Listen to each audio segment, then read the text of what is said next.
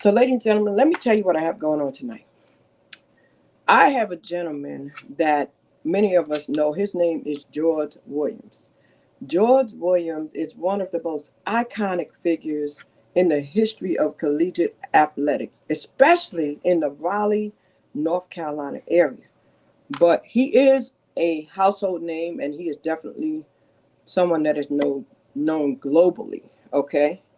He is the legendary coach that built a track and field powerhouse at St. Augustine's University that's located at 1315 Oakwood Avenue in Raleigh, North Carolina. And he kept it in the limelight during his illustrious 44-year career at the school. Now, Coach Williams has topped several NCAA coaching categories, including the most track and field championship as coach, most track and field championship at one school as a coach, and the most Division II track and field championships as a coach. No other coach in the CIAA has won more national and conference titles than Coach Williams, regardless of the sport, okay? My. It is no surprise that Coach Williams has collected over 150 coaching awards, including 20 NCAA Division II National Coach of the Year awards from the U.S. Track and Field and Cross Country Coaches Association. Oh my goodness. He amassed several CIAA coaching honors and was the 2014 CIAA Athletic Director of the Year. Man, I'm telling you, he got so many contributions. I'm going to bring him up to the stage and we're going to talk about some more of these, but I just need to let you understand what's going to happen. This coach has coached more than 40 Olympians. 40 Olympians, guys, including the Olympic champion Antonio Pettigrew and the world champion and Olympic medalist Bashawn Batman Jackson, who is in the current St. Augustine's head track and coach field coach now. He came back and he was coach, right? So listen, before I go further, let me do this. Let me do this right here. I want you to get ready to receive the man of honor, our first legend for the Storytime Legend Series, Coach George Williams. Are you here? I hear you knocking at the door, I'm Coach. here, There we go. Crystal. I knew you when you were 18 years old now. Come on. Now, Woo! again, I remember when you stepped your feet on St. Augustine's College University campus, and you've been an outstanding young lady ever since. And I'm so proud of you. I'm so proud that you have this podcast. And boy, I'm just proud of you and all the St. All people who are doing something. It's always Yes, been that family connection. yes. And And you I see what I got on? I got my blue and white on, y'all. Hey, I Regardless, see I'm you. gonna I be a got my blue and Falcon. I'm white gonna be on a too. proud Hey, Falcon. I'm wearing it proud, loud, and proud. You hear me? right. So listen, Coach, you said it, Lord, don't tell my age, but that's right. I thought about that today. I said, I met him when I was a student. That's right. When I stepped on campus in 1978. That's right. Man, you got some history. But you know what? Before we even dive into that, Coach, because man, oh man, oh man, there's so much history with you and everything you have done. And thank you so much for being here. But I want the people to know a little bit more because people really don't know who George Williams is, where you from, what your background is. You come from a large or small family. So tell the people a little bit about George Williams, the child. Who is George Williams before he became coach?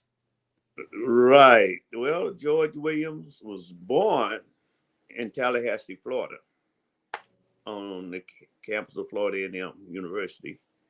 I stayed there until I was, I think, 8 or 9 years old. That's when my father passed. And I was staying with him because he had an accident and he becoming crippled. And my mom was sick, and so she went down to Miami with her sisters and all our family down in Miami.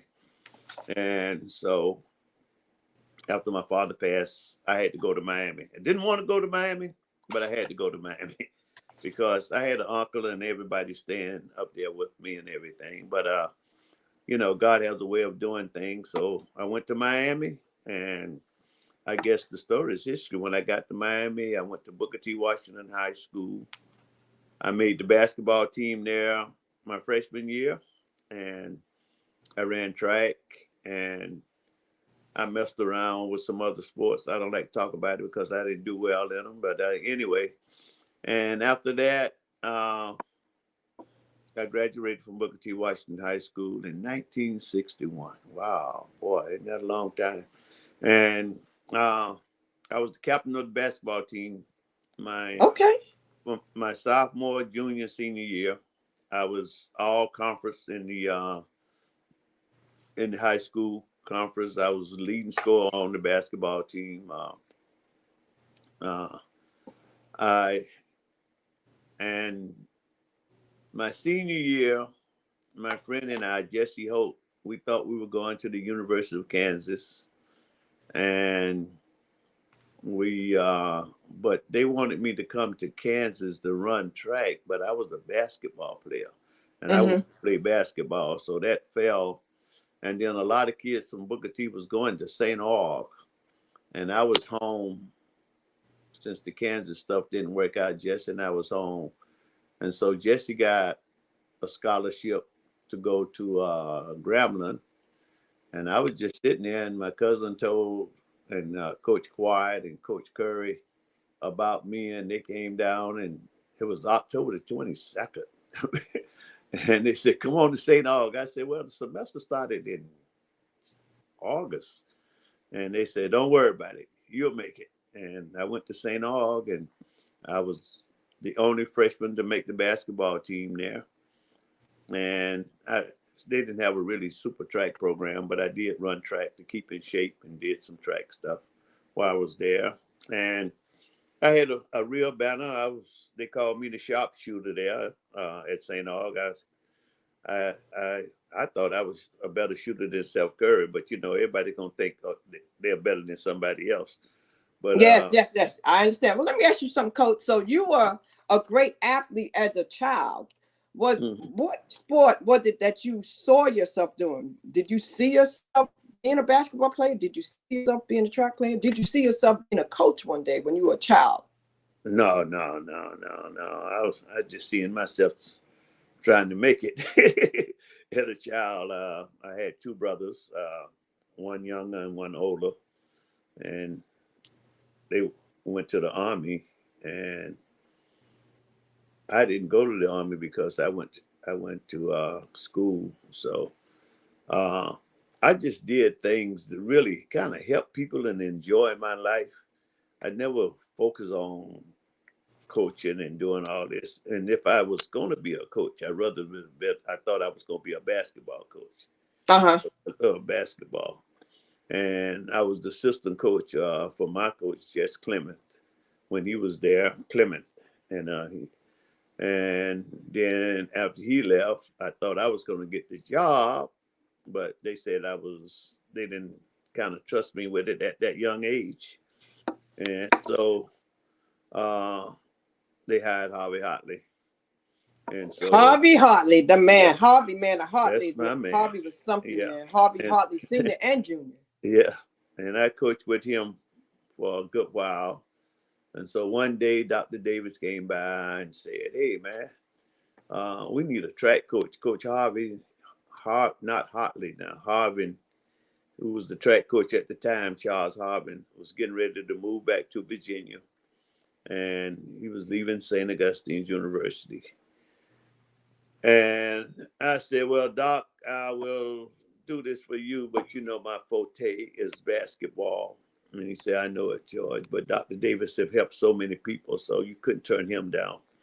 And I said, I'll coach track until you find somebody. And I'm thinking he'll find somebody in a year, the next year.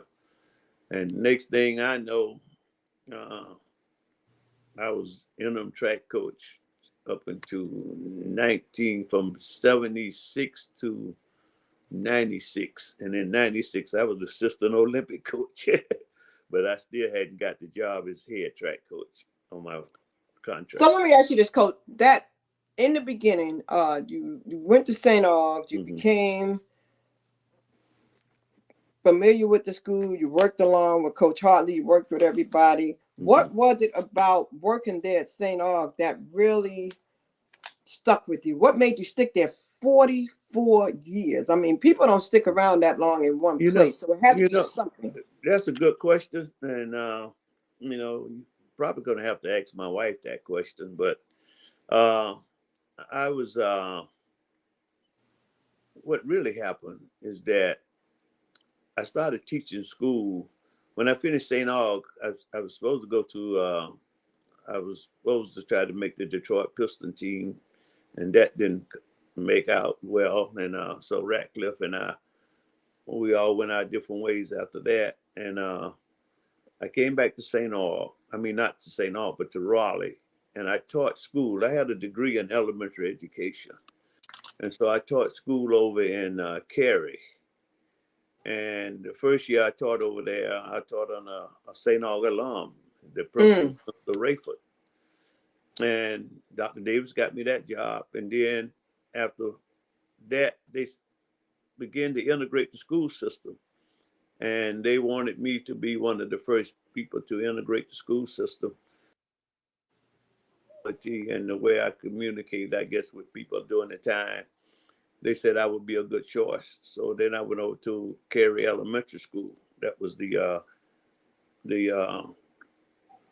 predominant white school, and I integrated that school. So I was the physical education teacher, and I coached all their sports, and I got those kids ready for Cary High School. And during the time, matter of fact, it was a change. A lot of people don't know the history. It was a change. So Cary at that time was named Cary White Imps. Mm. And when I got there, I'm wondering how it's gonna be a white imp, and I'm a black man here. And so they changed it to Cary Imps. And then black kids started going to school there. So it couldn't be Cary White Imps anymore. It became Cary Imps. And then one day, the same man, Dr. Davis, saw me and said, "Look, I want you to come back over to St. Aug and be director of alumni affairs." And I said, "Oh my God." I said, "Well, you just can't turn Dr. Davis down. I tell you, him and God had a plan." So I went back to St. Aug and I was director of alumni affairs. And because I was an outstanding basketball player, uh, and Hartley knew it, so he asked me why I was doing that. Could I help him with the basketball program?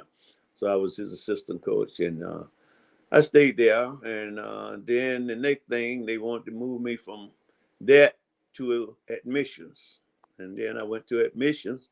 Then they made a recruiter out of me. Then Wow. then I had to be a recruiter for St. Aug, and I brought a lot of kids in there. Boy, you could talk to a lot of the alumni. They said, "Coach Williams recruited me." They said, "You ran track?" No, he just recruited me as a student, and I recruited a lot of kids as students. I think during my recruiting year, I think we had almost 2,000 students. And then Dr. Davis moved me out of there and put me in student activity. I said, Wow. God. Then I started doing student activity and started the step show and all that stuff at St. Aug. Did And you start step the show, step show? it used to be big. Yeah, I used to have it in the gym, got that started. And, I was in charge of all the dances in the gym and all that stuff. And got through that. And Wow. after We had that, no idea. Now, there you go, people. You knew that he was the coach, but mhm, I'm sure a lot of people didn't realize that you had so many roles on the campus at St. Augustine's University, which we somehow, some of us knew at St. Augustine's College when we went there. mhm, So that's amazing. Out of all those positions, although I know your heart is mhm. in the sports, what did you enjoy the most out of all those other positions that you were in? I just enjoy helping people. All my jobs was helping somebody, Right. creating, helping the university. The university was big. The university gave me a chance. I mean, it's a chance that I was down and out when I didn't go to Kansas. I had no other place to go. I couldn't go to the University of Miami. I couldn't go to Florida State. I couldn't go to Florida at that time. And I was just sitting there. And this school had started for almost 3 months and gave me a chance to come up Hmm. and be something. And, I've always been loyal to whatever I do and to whoever I'm doing it with, people and everything. And so once I got there And then, I just enjoy giving back and seeing Dr. Davis, Dr. Robinson, Dr. Holloway, all these people doing things Wow. and giving back to St. Augustine's. And I'm saying, well, I'm no different from anybody else. So, That's right. and then once I got that track coaching thing and that started working, then I had 3 jobs offers. I had the job offer at the University of South Carolina, and I didn't take it because at that time my daughter told me she wants to kind of finish school up in Raleigh. Then I had the job offer at University of Cincinnati. We didn't take that because my wife said it's too cold, and now my daughter lives in Cincinnati. Hey, boy, Wow. what a way to go! And then I my last job was the University of Southern Cal, So, and then Coach, I how many turned children do down, you have? huh? How many children do you have? One daughter. So you got one daughter. Mhm. Is she a track star too? No, no, no. She was a soccer player. She started women's soccer at Howard. Wow. Yeah, Wow. but she's more academic. She majored in the sciences. She majored in chemistry, and she has a PhD in chemistry. Matter of fact, she graduated from Howard, went to Emory, got a master's, and left Emory and went to uh, LSU and got a PhD. And so she did what she needed to do. And I have 2 grandkids, two granddaughters. Mhm. Oh, nice. So you get to Yeah, be a grandparent. That's a beautiful thing, isn't it? yeah, So let me ask you this, Coach. There are some people who never, ever got to experience what it's like to go to and attend an HBCU, what we call a historically right, Black college and right. university. Can you share for a moment, what does that mean? What does it mean when they say HBCU? Why is that so important? Because it's really historical. It's the only place our ancestors could go, and it's the only place that our ancestor was able to create the lives that so many of us have now by going to college. She couldn't go to PWIs; they wouldn't let you in. Even when I came up, and it don't seem like it's that long ago, about 50 some years, but I couldn't go to a PWI. They wasn't taking black people in during that time.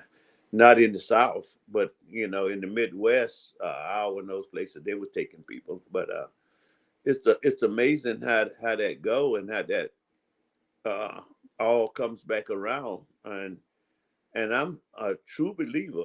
Without HBCU schools, we're gonna lose, boy. Black people will lose out tremendous Mm, because it's so many of us, like I was, on that borderline, and hmm they have nowhere to go, and the HBCUs would take them in, and when they take them in, they begin to show their talent and their academics, and all that comes out of them. But because they were right on the borderline, and then their friend might have got to the PWI, but they couldn't make it, and so if it wasn't for HBCU, that kid wouldn't even go to school, wouldn't have nowhere to get an education.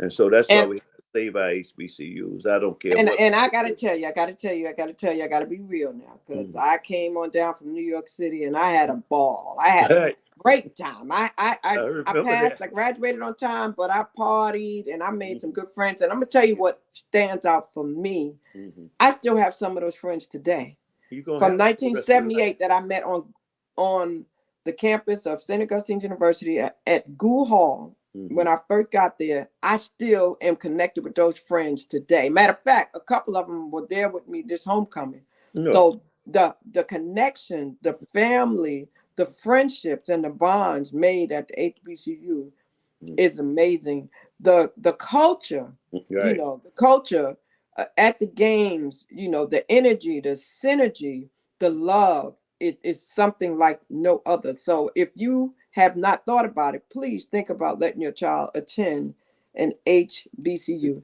Now, Coach Williams, on our campus, we have another historical building. We have St. Agnes, Right. St. Agnes Hospital.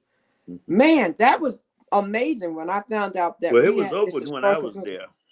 there, Mm-hmm. and it's a great building. And I made some suggestions on that building, and I thought it would have been a really, you know, good. But you know, in my position, you only can make suggestions. Everybody else had to make the decisions. I learned that real quick. But I thought that we could have, and I talked to some folks and some Olympic people who would have helped create St. Aug. All they would like to have the second floor with boxing paraphernalia for Jack Johnson, who was the greatest black boxer around at the time, who died there at St. Agnes. And they said, well, you know, that would be great if we can set up a memorial for Jack Johnson. And I said, Yes. yeah. And so I was working on that, but you know, my time ended a little too short before I can get it done. But that's okay. You know, I'm in good And you know shape. what? And we know that you are loved. You know, everybody loved you, and so many people want to see you go back to the school. And I believe that all things work together for the good, and it'll happen like it's supposed to happen. But what I want to highlight is some of the accomplishments that you made while you were there. Mhm. I mean, you have a whole track named after you. What did that feel like when that decision was made and they did the unveiling? Can you talk to me about that feeling when that took place on the campus? Well, you know, I still give all credit to God and the people who were there at the time because I went to the city council and got the money for the track. And they had enough respect to say, wow, he got this money, so we're going to name the track after him, you know? And I thought it was a great suggestion, but, you know, to have anything named after you, you know, just to have your daughter named after you is a highlight. But the only thing about your daughter when they name after somebody else come and change their name. But anyway, she's still your daughter, you know. And so I thought it was great. But one day I was over at the track. I never forget. I was at the football game, and Mm-hmm. two young students was talking, and they were just sitting up there. They looked over at the scoreboard. I said, "That scoreboard. That's this track named after George Williams. Right when he is he dead?" I said, "No, I'm not dead." I Ooh, was standing right there with you because ooh. most people don't have anything named after them until they leave here, you know. That's right. That's And right. and so I'm always going to be in debt to St. Augustine's for doing that. I would never, never, ever not be in debt to my institution for what they have done for me and my family. And I know so many of us should be the same, feel the same way. But That's it was outstanding. It was outstanding. It was outstanding. It's it's. I've been in so many things, you know. Like I think that was probably the highlight of my life to have something like a track and field and a football field named after me. and I'm Because sure your daughter is so proud, your wife, I'm sure your whole family, your students, all of the people who you coached over the years, I'm sure that just made a highlight for them too. Now let's talk about that for a minute, coach. So I want to know how you did it. You turned so many people into champions. Like, I mean, they came to St. Aug and maybe they weren't the best, but I know a lot of them came and they had accolades. They had done some things, whatever state they came from, they were highly recommended. And many people wanted them to come and be under Coach George Williams. well, How did you turn so many people into champions? well, because they you know, this is the St. Aug family, just like you. You came from New York, you know, and all the way down south. Come on. It's just that, and then you met that family. You got into that family atmosphere. And those guys started recruiting other kids for me because they knew, and I excuse me on your podcast, but you know, my saying is saying all to all of them, you know, your ass might be fast, but you're going to class. And so they all had to go to class and they had to get the education. And I apologize for that. But they all went to, and got the education, and we had an over 95, 96, 7% graduation rate. Those kids wasn't quite as sharp as they were when they came from high school, but boy, they got sharp. They understood. They were very disciplined, and they knew what kind of guy was Coach Williams. My concern wasn't about not how fast they can run or how far they can jump or whatever. I wanted them to get an education. And when I recruit them, I always would tell them, I can't make you fast. God and your parents make you fast. I can make you quicker, but you just have to be fast and go to class. And that was my Yes, thing. yes. I had to make You know what? everybody I'm go to glad you class. said that. Mhm. Now, do me a favor, slide to the left a little bit because I want to make sure I get you up in the camera. Okay. So, Coach, tell me this because a lot of people. There were times with different schools and athletes where people were not getting good grades, and academic was not always enforced. Mhm. So, I am so happy to hear you talk about that because a lot of people were only about getting that person to come there to play the sport, but they didn't push academic. So, do you feel as though in 2024 that has become more of a necessity where the coaches are focused more on academics than they did in the past? Because there was a time where they let it slide. Well, they're going to have to now because the fact that they know that the next level is real crowded, and everybody can't go to the next level. And regardless of how good you are, sometime or how bad you are, or whatever, it's always a chance that you're not going to make it. Just like I didn't make the NBA, I didn't make the basketball team, I didn't make the Detroit Pistons, but I thought I was a great shooter, a great basketball player. People thought that, but they didn't think that. But I had an education, and that's one thing I always live with myself. That if these kids get education, an education, I was to tell them, an education can get you a job. And because they say, well, I need to be majoring in it. No, no, no. It doesn't make any difference what you're majoring in. It gives you the opportunity to sell yourself, that you have an education, you are intelligent enough to understand and reason. And so that's why I tell all of them, get an education. It doesn't matter what you get it in, but it gives you that bargain to say, hey, and I tell them all the time, if you work hard for 4, you can cool it for 40. But if you're not going to class and you're not working, I always say, hey, my kids, I say, hey, you want some fries with that? So I know what they're gonna get if they don't get the education. They're gonna be working at McDonald's selling French fries. Wow. Now, while you was also heading up the basketball team in 1998, you actually led them to get the division title. Right? Yeah, yeah. Boy, I tell you, St. Augustine just been a blessing to me. I'm the only coach. Matter of fact, I want to let you know, I stay in touch with my roommate every day. And a lot of people don't know who my college roommate, but Coach Tommy Hargrove, Wow. that was my college roommate. And, and, Wow. and Coach Hargrove and I stay together all the time. We just like two brothers from another mother. But So see, that's what I'm saying. That's that HBCU thing. So you stayed in contact with your roommate too. right. Man, that's amazing. You know. So let me ask you this, Coach. So you led the basketball team Mhm. there, and we had some greats. We had some greats to come out of there.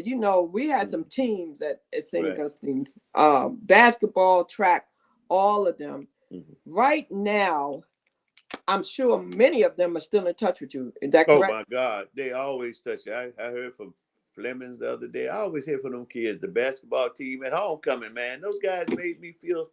They started me crying, matter of fact, because all those guys was at homecoming, um, and you know, uh, It's a good Kevin feeling. and I know it's a Rick good and all feeling. those Rick High And I know that players. that computer sometimes pops in and out, but that's okay. It's a good feeling to feel love, isn't it? Mhm.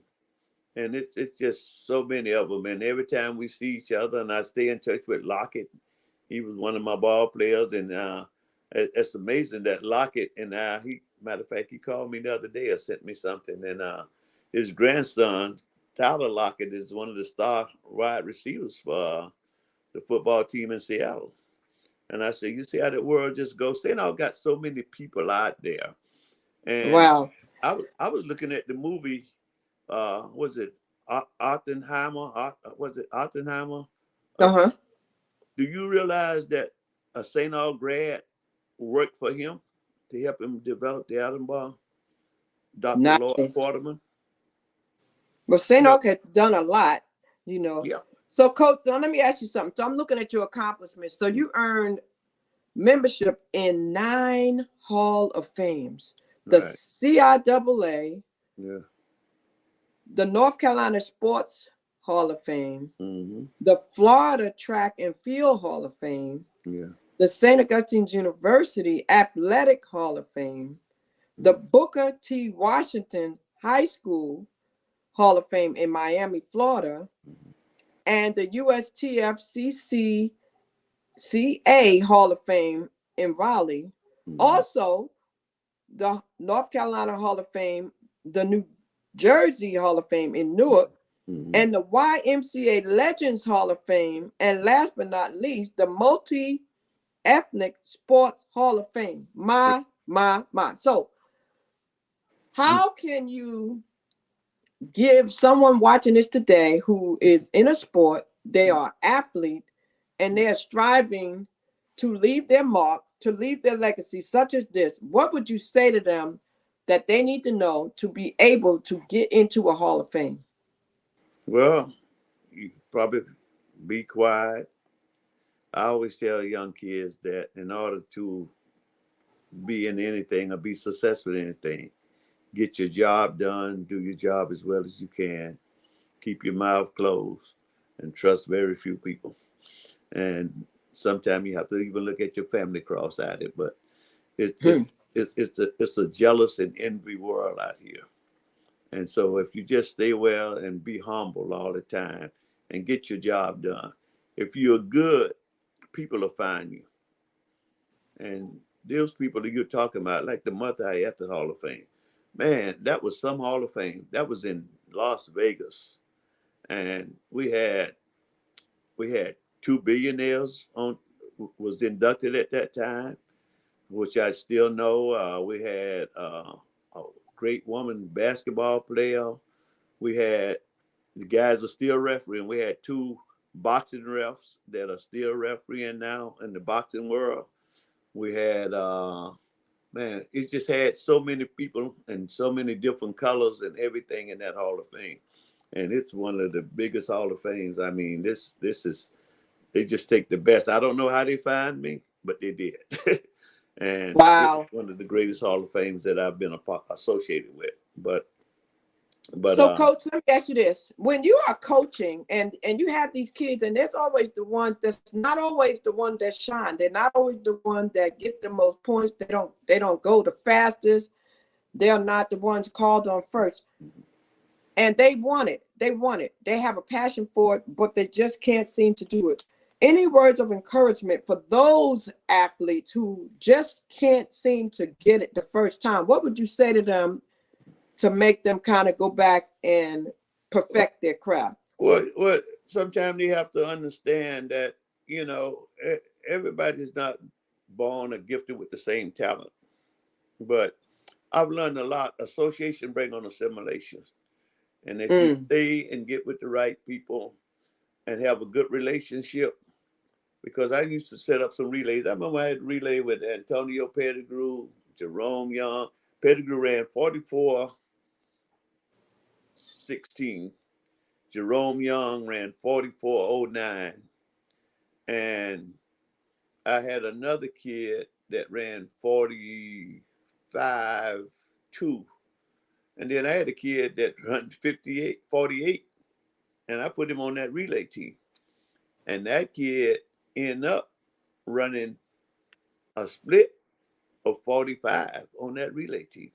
And they won mm-hmm. the pin relays that year. And so if you just show people you love them and you care for them and you have a good relationship, they would do. Some kids just sometimes they pick the wrong coaches, they pick the wrong places, and because of the school name.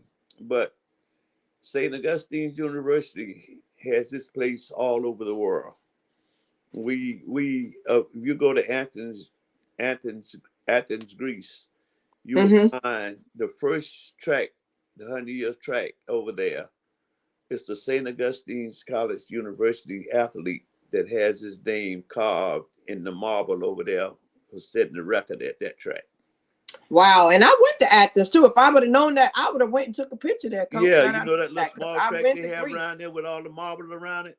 the first track Wow. in 100 years. Yeah, it's right there. Wow, St. And, Augustine making history. So you said something when you spoke about the association and the assimilation. You said something that was very valuable. You said to watch the company you keep. right.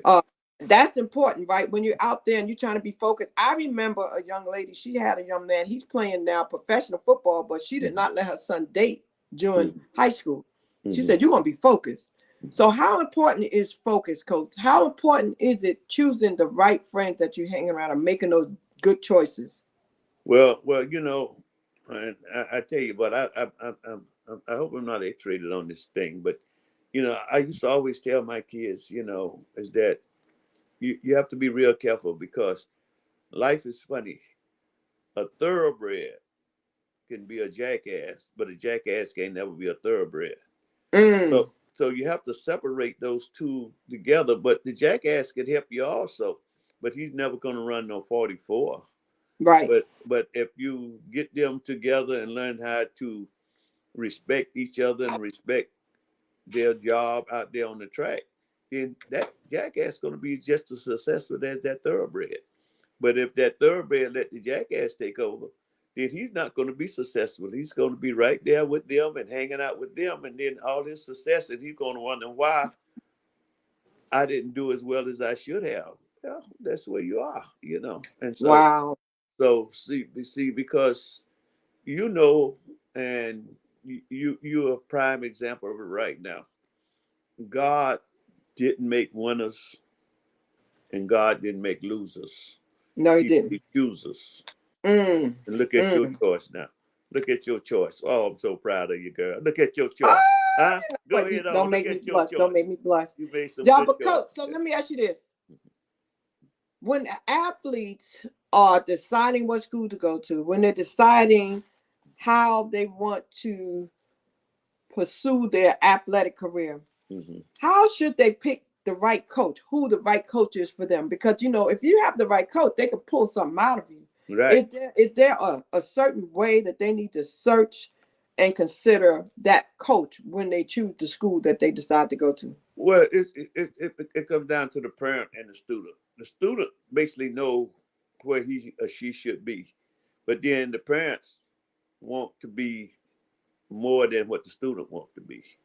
And those two have to work together real closely because a lot of folks send people to St. Aug, and you say, well, why this guy go to St. Aug and the pop and the Power Five was trying to get the same kids I was trying to get, but they say, hey, I'm going to Coach Williams because I know I can get me an education and I know I can make an Olympic team because Right. these guys are making the Olympic team here. They're running fast.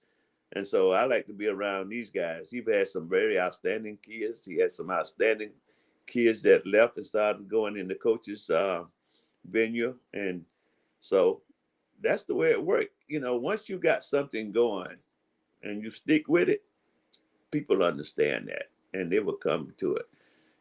I don't care, when St. Augustine University during my time there, wherever we went, people thought we had the world. They thought we go clean. We are very disciplined, and when folks see us, they say, "Wow, where are these guys from? Where are these girls from? They are so nice." I've had people to get a. That's how I met Andre Agassi. Mm, Agassi, when he give us that $100,000 worth of weights and send me 50, he'll send me $50,000 every year for scholarships. And so because he noticed what we were doing and what we had done, and so it's amazing the people I meet out there. I get letters for Christmas and everything from people that I've met to say, "Hey, Coach Williams, how things are going?" And and I say, wow. "Hey, all That right." And I'm just sorry that we missed that $15 million that the city of Raleigh and Wake County was going to give us, but it's still. I hope they still got it around so we can try to Yeah, get. I'm hoping so too, coach. We got to get that. We need that for sure. We definitely do. We know we have some challenging times right now, but that's why I wanted to focus on some of the positives and talk about some of the things that can help some people, because you're still helping people And coach, now you coached over 40 Olympians, right? Mhm. Including, you named them a couple of times, the Olympic champion Antonio Pettigrew Mhm. and the world champion and Olympic medalist Bashawn Batman Jackson, who is the current St. Augustine's head coach. We talked about that. But I want to ask you a question for those that might be out here that want to know how to do it. What did it take to be an Olympian? Hard work, dedication, and and it takes a lot of hard work and dedication. You have to do. See, I had a real strangest. I have my workout is not an easy workout for anybody, and a lot of people can't do it, and I understand that. So I have to break it down. But those people who can do my workout can make an Olympic team, and and see, I've had some good people. You know, before I was getting ready to retire from St. Augustine's, and but things changed before I got a chance to retire. And I had said to myself that I would, you know, I asked Sandy, did he want the job? You know, at the time I was getting ready to retire, but Sandy said he didn't want it right then. And then I said, well, I say, well, Batman, Annie, and Sandy will be the track coaches, you know? But I didn't get a chance to put the program together. And so Batman and Sandy's still there. We missed Annie. And now we got Liz there, who's one of my students. So we're keeping the legacy going over there. And so that's a good thing. But we the biggest You thing with keeping it me going a now, lot of places now. You keeping it going a lot of places. The one St. Augustine's lost right now, but it's Raleigh's game because I know right now that you are out there. I know they calling your phone. I know they getting you everywhere trying to soak up that expertise and that knowledge. I know you are wanted out here right now. right? I know Yeah, you are. yeah, man, because a lot of the Power Five schools have me to come in and work with their new young coaches and show them how to make things happen and get things together. So you know, I'm all over the place: Virginia, North Carolina, everywhere else, South Carolina, Texas. I mean, I'm traveling more now than I was when I was working at St. Aug. Yes. So you're And training the trainers. You're training the coaches now. right, yeah, yeah. I'm into that now, and I train a couple of kids, you know, hoping that they get their dream, make the Olympic team, or do something. But uh, it's been it's been fun. I you know I was really hurt when I left St. Aug because that's all I knew I was know. St. Aug. You know, St. Aug. Even though for 20 years at St. Aug, a lot of people don't realize every year I would be in Oslo, Norway, Stockholm, Zurich, London, Paris, uh, Helsinki, uh, Puerto Rico. I'm all over the world. For St. And Aug. a lot of people don't realize that I helped write the book for training for the International Olympics. I mean, the International Federation Mm. over in France. And I've been doing a lot of things. And I did a lot I worked for Miss Strava for Special Olympics. I have a medallion that she gave me now. Probably worth a whole lot of money, but you know, me, I just, but I did the Special Olympics at Yale University, the World Special Olympics. I did the World Special Olympics here in North Carolina. And so I try to give back to everybody and do everything I can. And the city of Raleigh has been really good to me, Crystal. You just don't know. These people in Raleigh and Wake County, they have been really good to George Williams and St. Augustine's University. Yeah, And because you got a I think, proclamation too, didn't you? yeah, oh yes, I got I I have three long leaf pines from three different governors. I have a proclamation, and I have on what February the 7th. The 7th is a proclamation as George Williams Day. I have one Wow. for You Elizabeth got a City, George Williams Day too. What day is that? February the 7th, Miami. In Miami, Yeah. February 7th. Yeah. Listen here, Miami, February 7th is George. Do you go there? Do you go Uh, there on that day? no, man, I don't pay any attention to that kind of stuff. I'm gonna be honest with you. It's the only Do time they I do go to something on Miami, that day? Like, do they only have time like I go a to track Miami meet? that I really enjoy that we have a golf tournament down there, Larry Little, and we raise money, enough money, and I make sure I'm a part of it. And last year, Larry gave out what 49 scholarships, Nice. and this year he's planning on giving out 55. And Wow. that golf tournament, and we give them out to our school, Booker T. Washington, and the kids go to the schools usually they want to, of their choice, But we we hope they do go to HBCU school, and some of them go to Bethune Cookman, some of them go to Florida A&M, some of them go. A couple of came to St. Aug, and so we just I'm just trying to give back. It's amazing. A lot of people don't even know I got a lot going on. I integrated the first track in the city of Miami. Isn't that something? Right. And And so, Coach, let me ask you this: you you you're not no spring chicken. You're no, doing pretty good. You're still out there pushing, running with these guys and doing these things. So how you do it? How do you stay in shape like you do to be able to do this? Because, man, oh man, you in the fourth quarter, man, and you still. but my runway is shorter than that. But what I do is just I try to eat right. I I keep moving. I keep moving. That's one of the biggest things. You know, when you're in the 80s, whether it's 80 or 89, it's tough. Okay, it's real tough. Now, when I was in the 60s and the 70s, it was really nice. I could move around again. But and after I had that wreck over in I would get ready to bring that up. When you said when you're in the 80s, I would get ready to say, but you don't act like you're in the 80s because you was having a good old time. You went out there and you got on that thing and you was riding. hey, boy, I was rolling, girl. I was rolling. I was in the desert, and that time I was in my 70s though. But Was you? yeah, but at that time I was in my 70s, and I thought I was good, the guy, and I was on that ATV machine, and boy, them sand dunes were so nice and going up and down them, and the guy told me to drive about 45 or 35 miles an hour, but What you do, Coach? Was you going about 60, 70? Devil told me to do it. I was 70 miles an hour. And Wow. that thing flipped and rolled over me 5 times.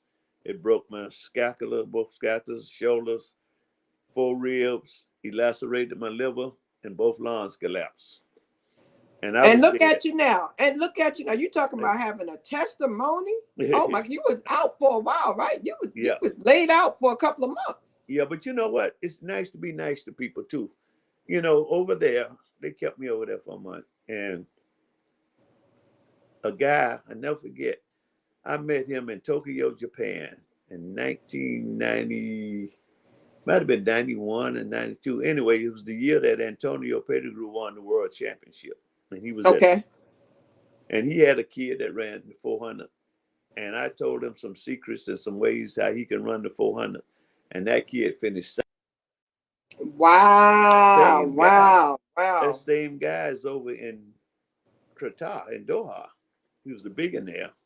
And when he found out that I was hurt in that hospital, he gave my wife them a brand new Mercedes, a chauffeur, and they stayed in the best hotel over there. And they stayed with me the whole time. And when I left, I did not have to pay a penny for their own hotel or for nothing. Wow. So you never know when you run across good people. Mm-hmm. So the valuable lesson of that is treat people right.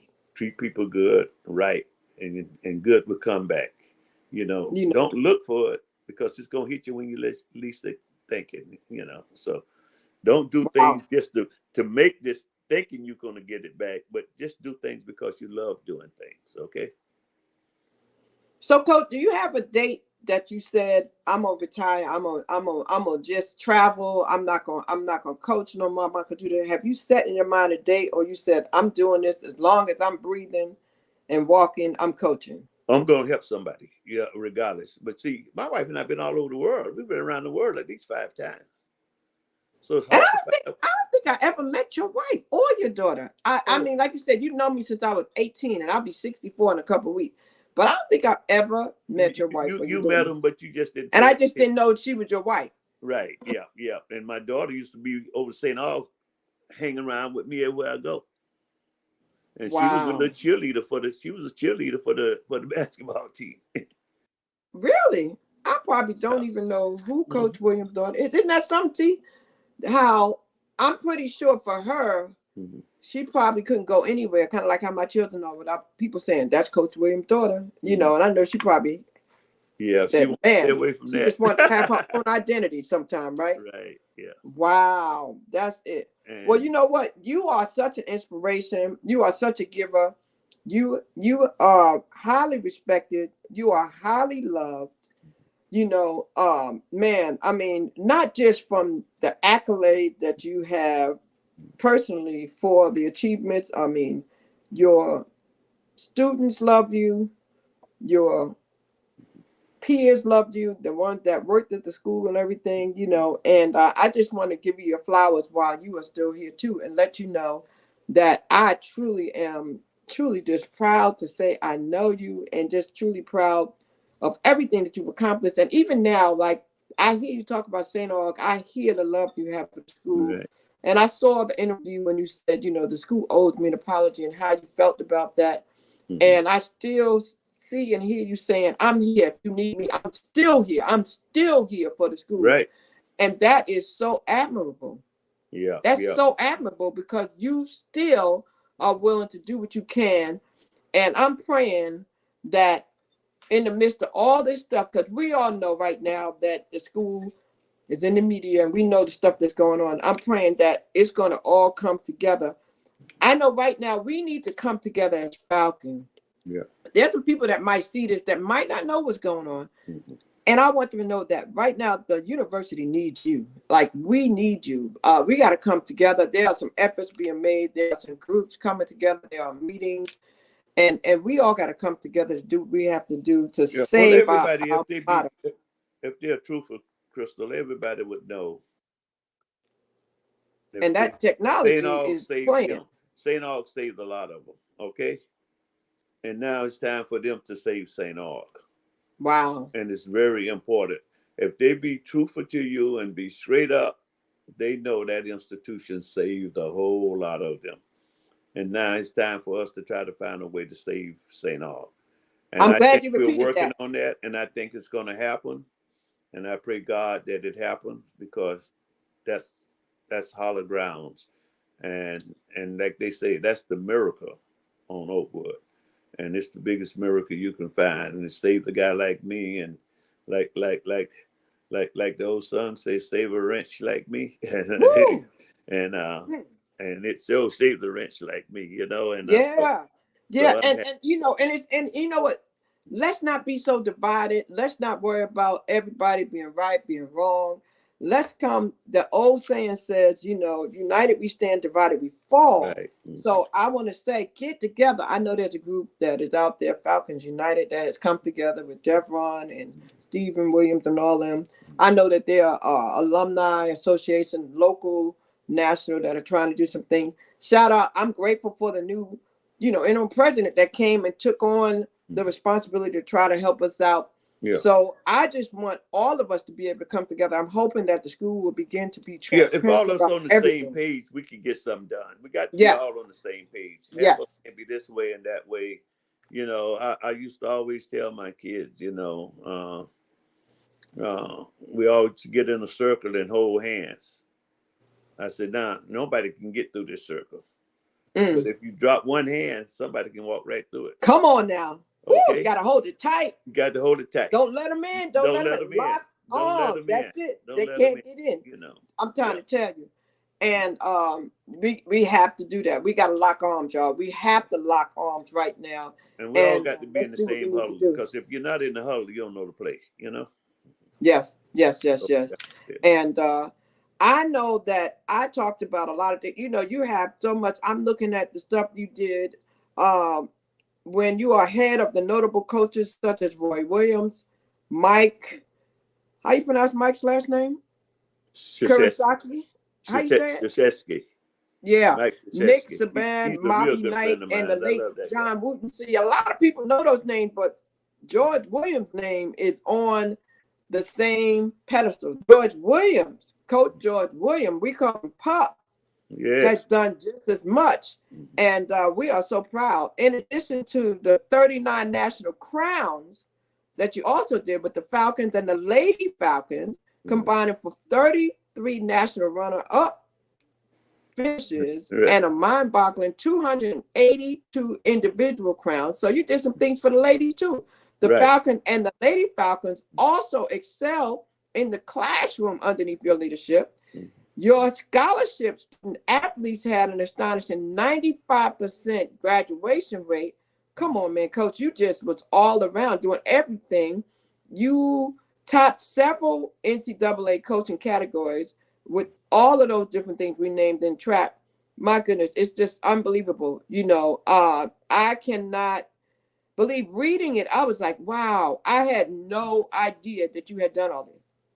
Well, I had first of no all, idea, and Crystal. it's just proud to read this. Like, we need to have stuff like this out there visible. I'm going to put it out there on this video so people can go back and see it. Well, And what do you want to tell your students to do to come well, back? first of all, Crystal, when a person achieves stuff, he don't achieve by himself.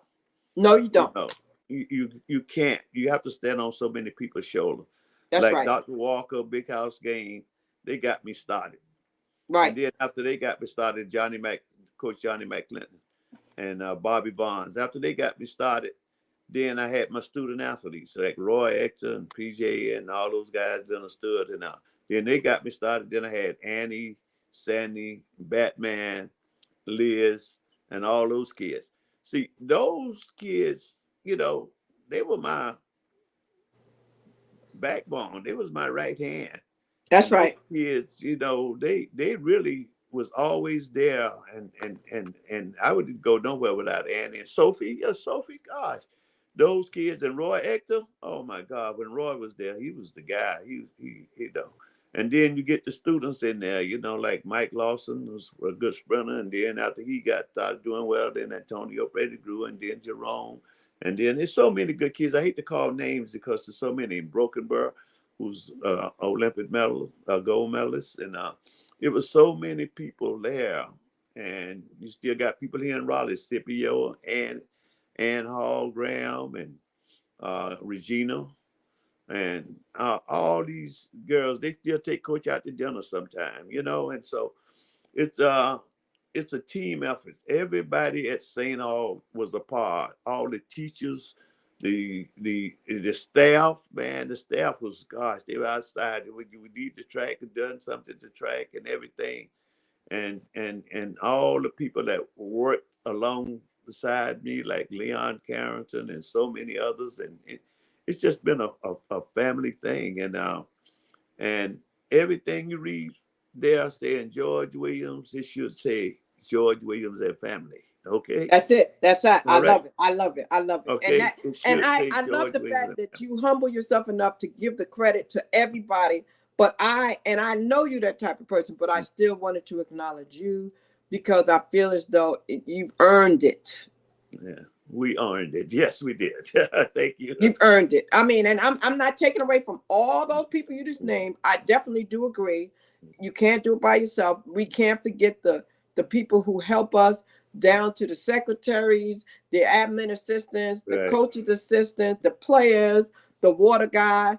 everybody, the bus driver, Yeah. the trainers. I Tell me mean, it about it. is a team effort. It's You've been everybody. there. It's the I'm so glad. parents that sign the kids up You and bring really the grown children. up, Crystal. Yes, it's everybody. So I agree. So listen, coach, man, I just want to, man, I just want to thank you. I just want you to know that I do not take it lightly that you took time out of your busy schedule on this Sunday night to be on this camera with me today. And I truly, truly don't take it lightly. I love you. I I love again I have you so and I much love respect your for you. family. I love everybody, all St. Augustine College Falcons. And right now, Dr. Dan Blue and a group of people, Dr. Ward and and Take a your young lady. time. They are trying to now get a roundabout part of the street named after George Williams. But I told him, if you do that, make sure it's George Putt Williams so somebody know who it is, because there's 1 million George Williams in this world. Okay. Okay, make sure you add the pup in there. I Right. agree. That's it. That's it. Well, let me ask you something, Coach. I know we talked about a lot of stuff and a lot of accolades. What is it that you want the world to know? The people, when they come back and do this replay, because people will come back, they will read this, they will listen to this, they will watch this, they will do what we call replay this video. Is there a message that you want people to know about who is George Williams, your mission, and when you do stop coaching, what is it that you want the world to say about Coach Pup George Williams? Well, I'd like for him to say that I was a good man, I was a family man, and I was the person who really cared. And I show a lot of love, and I believe in love because love is the only way. And I believe in peace, and I hope the world will all be at peace before I leave here, if not after I leave here. Because if we all make peace with each other and meet the world will be stronger. Like I said, we all can hold hands and circle the world. And then anything try to come into the world, we can keep it away because we don't know what's out there or what we need to be together. I hope this world become a better world as far as people loving each other. I just hope we have a lot of love. And I hope when I leave here, everybody say that was the man who really loved. I love I love people, man. I just love being here. I love being around folks. And I love the young folks because it's their time now. I had a good time, but I'm a little old now and I hope the young folks can pick it up and go ahead and carry the torch. And let's get this relay baton around the world. Okay? Let's get it. Let's get it. Let me ask you this, Coach. What's your motto? Huh? What is your motto? My motto? Oh, for track or just for me? Just you. What's your motto? What's been the thing? Like, everybody has something that that gets them going. What is your motto that, you're saying, your thing that just is what gets you going? As always, hey, if you're not in the huddle, you don't know the play. You know? That's my motto. And leave it alone. Keep your mouth closed. Don't say nothing about too many things. And I always talk about the little boy ate a lot of chocolate. And the man said the chocolate's going to kill you. And the little boy said, no, it didn't kill my dad. And he lived to be 106 years old. And the man said, what your daddy do? He said, mind his own business. And so if we all mind our own business, we'll be all right. And my saying all over the world is that if you're not in the huddle, you don't know the play. So leave it alone until you find out what the play is. Okay. Find out what the play is. And Falcons, Right. I'm going to need y'all to find out what the play is right now so we can save the university, so we can save 1315 Oakwood Avenue. Coach, thank you, thank you, thank you. I bless you.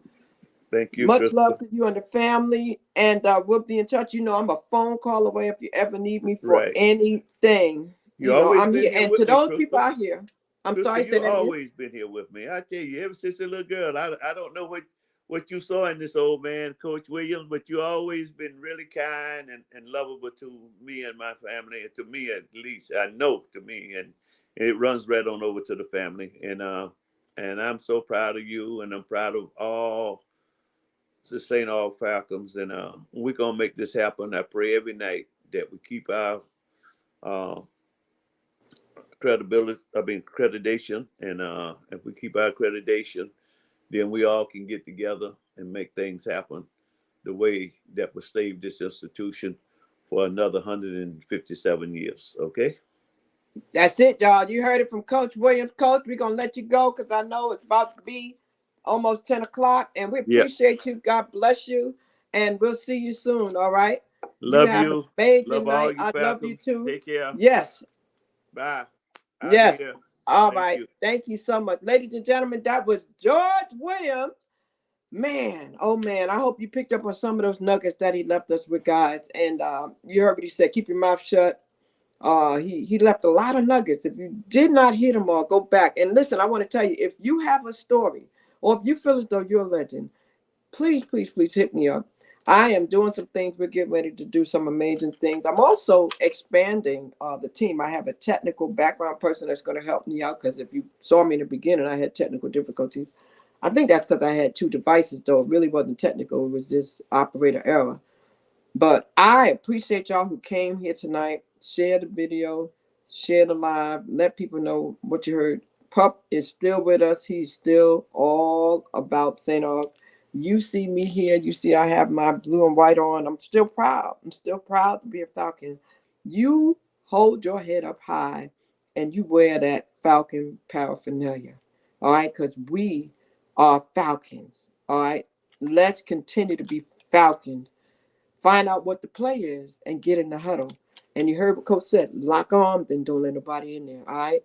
I'm Krista Bodie Smith. Be sure to like, share, and comment, and be sure to share this with 5 of your friends. And don't forget, it's story time where human beings connect through life experiences. And we will be back. We got a couple things going on for y'all. I appreciate y'all.